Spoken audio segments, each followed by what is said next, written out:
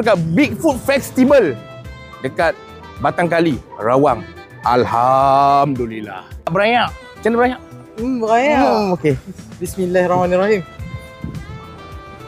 Ini serbuk susu dia tak manis gila. Memang tak manis. Siapa kata dia manis, tak manis pun. Satu apa? Satu biji ke apa?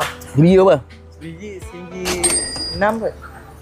Sebiji? RM1.6. Syapali punya mahal. RM1.60. Sekeping apa? Yang ni sebiji RM2.20. RM2.20. Syapali punya mahal. Mahal nak mampu. Mahal mampu. Oh, berani dia. Dia berani pakai mahal nak mampu. Abang tak ambil kunafa ni. Aku puji donat dia pasal dia lembut. Lembut macam mana? Lembut. Berayak macam mana? Berayak. Harga dia mahal nak mampu. RM23 tau. Ni krep tau. Biasa kita tengok krep. Pun krep. Ni pun krep. Ini pun krep. Oh, Syapali. Oh. Bau durian dia tak terlalu heavy. Boleh dimakan. Sedap. Ini mochi. Oreo, mango, strawberry. 3 ketul ni RM15. Syapali punya mahal. Dia punya creamy dengan Oreo dia campur, dia tak terasa manis.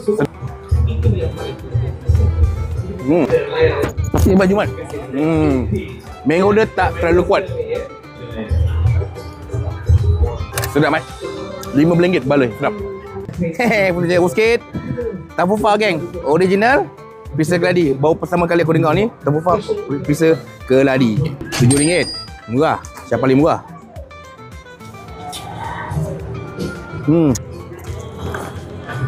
Sedap mat. Buku original. Ni buku mangga tau. Kau tengok mangga letak. Tu mangkuk RM12. Mangga banyak letak. Tak kerikut, murah.